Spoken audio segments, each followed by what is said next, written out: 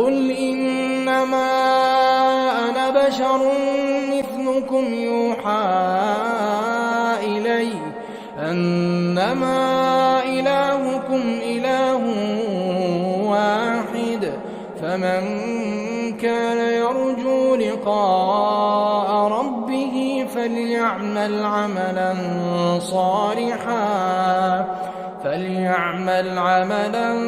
صالحا ولا يشرك بعبادة ربه أحدا.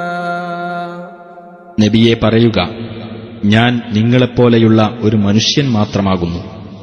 നിങ്ങളുടെ ദൈവം ഏകദൈവം മാത്രമാണെന്ന് എനിക്ക് ബോധനം നൽകപ്പെടുന്നു. അതിനാൽ വല്ലവനും തന്റെ രക്ഷിതാവുമായി കണ്ടുമുട്ടണമെന്ന് ആഗ്രഹിക്കുന്നുവെങ്കിൽ അവൻ സൽക്കർമ്മം പ്രവർത്തിക്കുകയും തന്റെ രക്ഷിതാവിനുള്ള ആരാധനയിൽ യാതൊന്നിനെയും പങ്കുചേർക്കാതിരിക്കുകയും ചെയ്തുകൊള്ളട്ടെ.